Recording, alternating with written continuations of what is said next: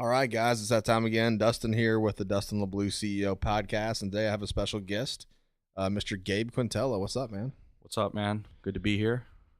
Good to be. You don't sound that excited. No, I am. I'm just trying not to. I'm a very loud person by nature, so I'm trying to talk in an inside voice. Try not to blow the mic out. Yeah, definitely. Try not to blow the mic out. So I guess Gabe works with us, and he's like a big part of the company and multiple companies and things like that. So I guess kind of give everybody an overview of kind of what you do and like what you pride yourself on, I guess. So what I do is everything.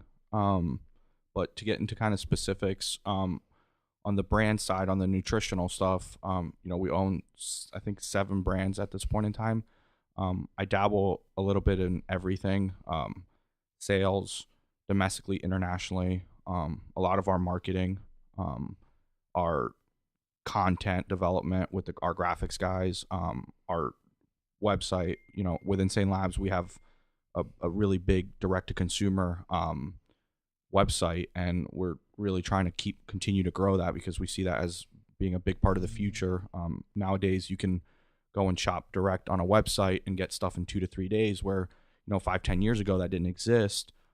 So I kind of dabble a little bit in everything. So let me ask you more about that, like with the direct to consumer. Like, how do you see that with Amazon playing out? And like we talk about that quite a bit on the show. Like with Amazon growing, you have like our website. A lot of people have websites that they're going direct to consumer. How do you see that playing out in the next 5 or 10 years? I think direct to consumer works if you have something that's really like special. I think it has a lot to do with the actual brand, the branding, the marketing, the content, and the type of people that you're attracting on that brand.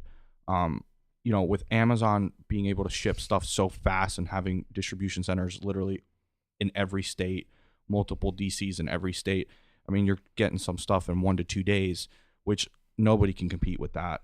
They're just a behemoth at this point. But I do think when you have something special and unique like Insane Labs, you can build a really successful B2C business.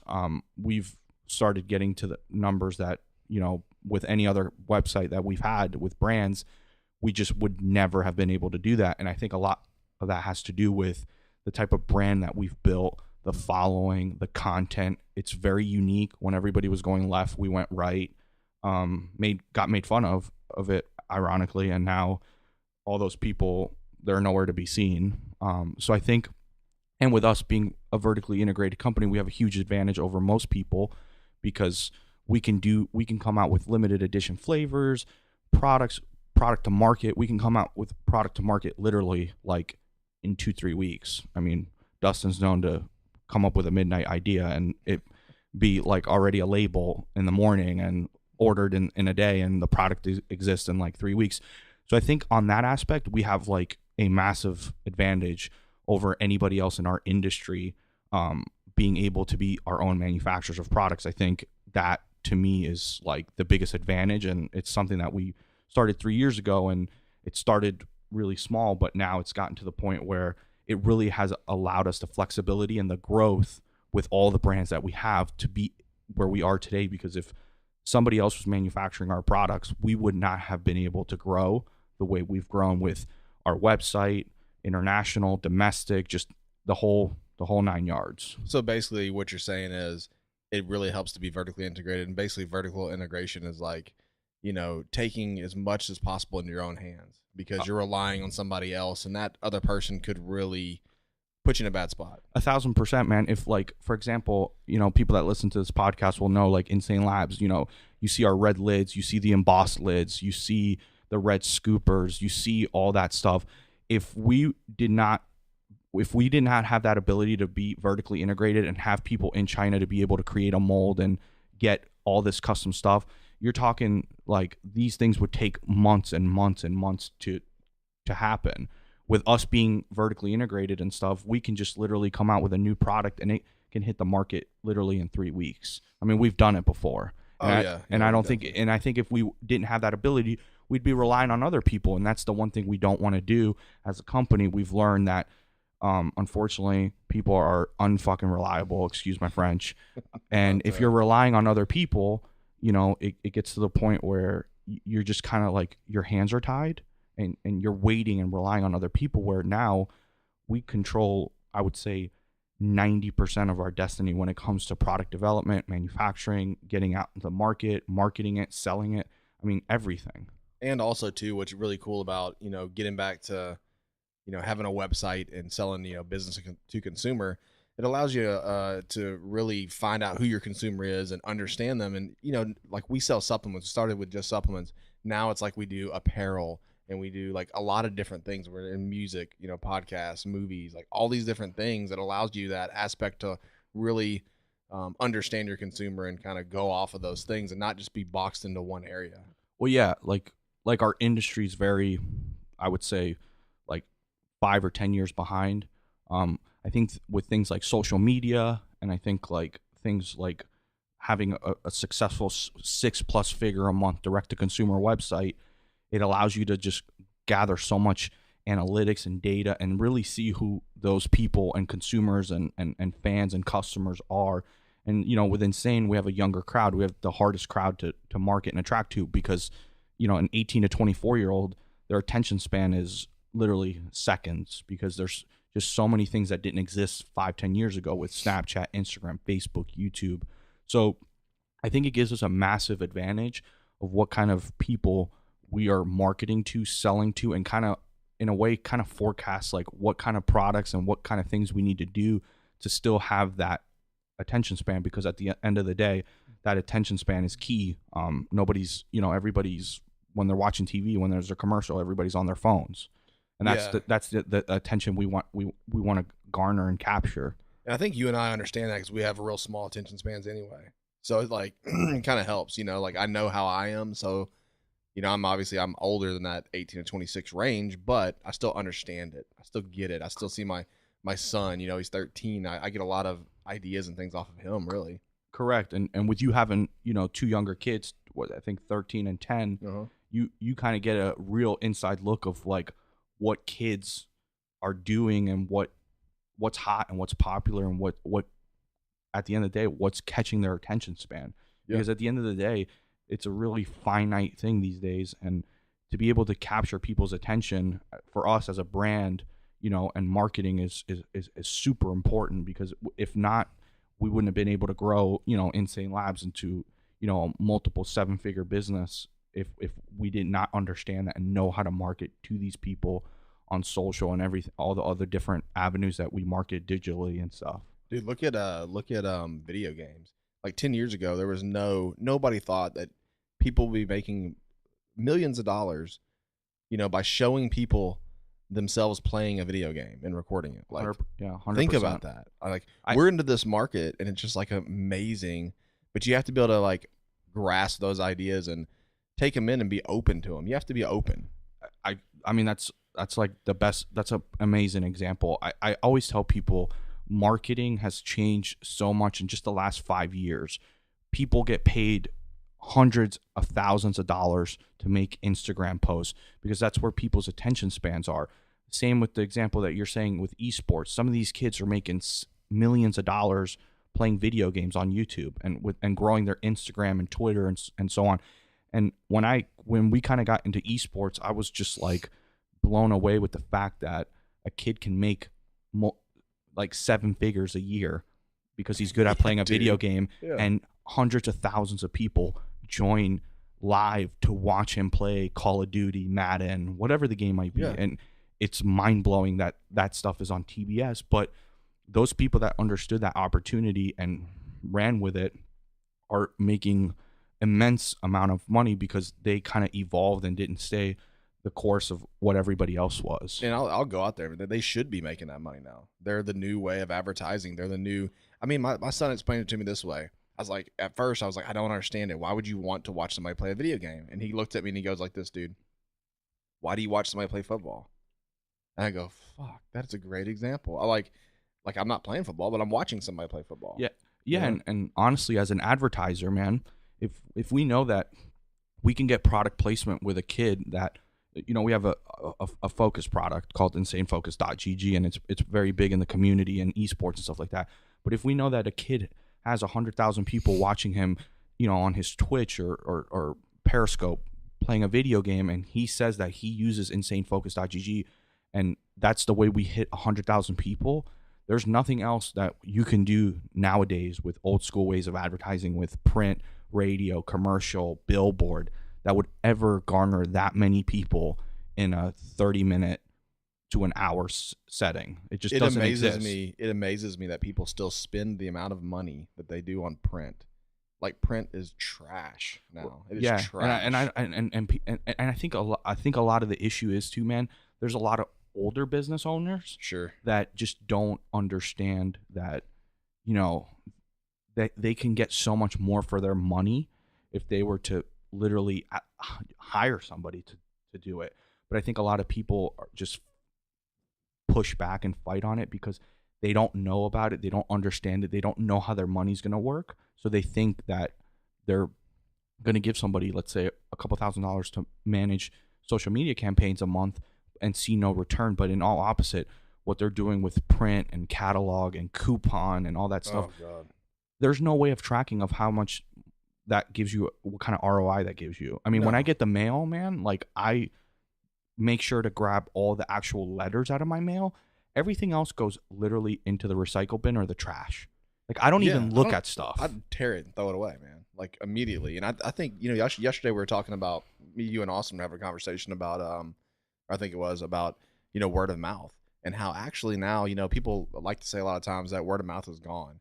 Dude, I would make an argument, a strong argument, that word of mouth is the biggest thing. That's what social media is. It's word of mouth. Correct. 100. I couldn't agree with you more, man. Word of mouth, it absolutely exists. It exists on your Facebook profile when you post that a restaurant was phenomenal and you gave it 5-star reviews, and, you know, Billy and Bob and Jamie, who are your friends, see that and comment and say, "Oh, really? I've heard that too. I got to go check it out now." That is word of mouth, in my opinion, just on a bigger platform with a bigger, louder speaker. It's correct. Yeah, because people do it all the time, man. They post about a good nowadays. If you do not have what I would call a good business, a solid business that's customer service driven and stuff like that, your business can literally implode because you treated somebody the wrong way, and it's been posted on Google reviews, Yelp, Facebook, any review site, and literally that is your word of mouth, because people research the word of mouth. If you're a business owner, take the word of mouth. Like, sometimes we get hate still, and you're gonna take some, and sometimes you want to look at that and go like, oh, maybe I do have an issue here. You know, like, you got to do that sometimes. In fact, that's how we grew our business. We listened to one kid who trashed our product, and then we're like, hey, but he's actually kind of right. Let's move on from that. Yeah, constructive criticism, I think, is important. But I think the problem with constructive criticism is everybody gets butt hurt. You know, they get their feelings hurt because they take everything on a personal level. But you can't take things on a personal level when you own a business. No, you cannot at all. Because I think that way you never evolve. At the end of the day, the customer, the consumer, the market dictates how well your business does. Right. And if you're putting something out there that nobody likes, nobody buys, well, I hate to say it, but at the end of the day, you have a failing business. Mm-hmm. If you can't get people to like your product, talk about your product, buy your product, then really, like, what are you doing? Yeah, and what do you think, you know, with people doing the print ad and things like that, they're just not open to seeing the new thing. What would you suggest they do? Would it be go out and hire somebody to manage it for them? Like I would say, if someone in their 50s and they've had a business and it's worked for them for 20 years, now it's going to shit. Yeah, I mean, and I think that's the problem. It's kind of those baby boomers, I think, is the generation that don't understand the social media stuff. But I think the best way of understanding it is take the money that you spent on print, on radio, on TV, and find somebody that's qualified with social media experience and give it a chance for 2-3 months. I guarantee you'll never look back if they actually know what they're doing. Yeah. Because you will spend probably half of what you spent on print with probably a 5 to 10x return that's analytical, and it's in front of you and you can see it. You could see how many people click your ad, claim your coupon, come in, spend. If you're an e-commerce driven business, like, the analytics and the back end are all there. You can see how many people convert, where they come from, how much they spend. Everything is there. If you're in e-com and you're not doing anything digital, I mean, to say that you're like losing is and really behind is an understatement. It's But not it's good, it's not one of those good. it's one of those things too, like restaurants, you know, I've seen like different strategies on Instagram and stuff like that, if like geo targeting and like finding people that tag themselves into a city and like literally having somebody spend 20-30 minutes a day literally messaging each individual. And we do it with our company, with Insane Labs, when we're looking for ambassadors, and just reaching out to somebody on a one-to-one personal level and saying like, hey, I own, you know, Billy's Burgers, and we saw that you're in the area. We'd love for you to come check us out. Here's a $5 coupon for your first visit. Things like that, man, are like a one-to-one conversation with a potential customer that like you'll never get with print. And that's the greatest thing about social. It's got, you know, it's got its negatives, but you can track engagement. You can track engagement, and you can create that social is a one-to-one conversation with a customer. We do it with our, you know, with our Facebook and our Instagram. We really try to get back to everybody. I mean, minus if it's something super negative and they just want to keep being negative, then we let it be. But we engage with our customers, our fans, our potential customers. We comment, we reply back to messages, direct messages on Twitter, Instagram, comments. I'd say we engage about, I think it's impossible to be 100% because we've got so much different stuff going on in our pages, but I'd say we do about a 98%, 97% percent that we engage. Even Spanish, like we hired somebody to reply to Spanish, you know, remarks. You know, that's something that a lot of companies should be doing, is thinking worldwide. And it's important because we do so much business in Spanish-speaking countries. Yes, yeah.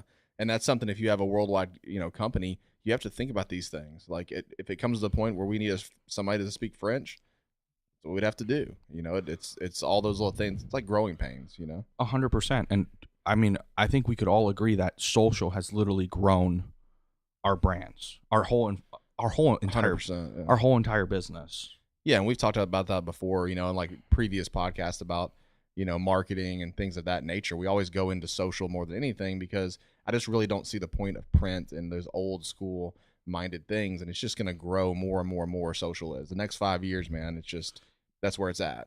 Yeah, and if you're not doing social right now, you should start like today. I mean, it blows my mind, and like I always see it. I talk to different friends and stuff like that. They're in completely different industries, but like if you're in a service-based industry, like you should be doing this. Like you should be doing Instagram. If you're in real estate, you should be doing. If you're in real estate and you're not doing social, you are literally like losing your ass, because what better place to showcase a listing, a house, a condo, anything like that than really. There's a place for any type of business size industry to be on social media. Yeah, and it just create a budget, you know, whether it be $20 or 200 or 200,000, you know, create some kind of budget and stick to it. Like don't not do this. Like you have to do it. And like like people say, man, at the end of the day, you got to spend to make. You got to pay to play. And I mean, if you're not spending, you're probably not making. Yeah, and it could be, like I said, a small amount. Like it may be a small amount at first. You're a small business. Look what we had to do. That's what we had to do. You know? Yeah. A small amount. But guys, if you want to look into more marketing tips, go back to some earlier podcasts. We've done a few there. We'll probably have Gabe on for one more podcast after this. And, you know, go subscribe on YouTube. Check out Insane Labs and check out Gabe, man. You want people to check you out, man? Sure, man. Okay, add Gabe Quintela. Yeah, That's it? Yeah, Gabe Quintela. Actually, no, my Instagram's G Quintela. Oh, G but Quintela. Yeah, check me out. Check him out. I don't post much because I'm always posting on Insane Labs and 50 million other pages, but that's okay. But they're selfies. It's all good. Yeah, right? All right, guys. We appreciate it. Have a good day.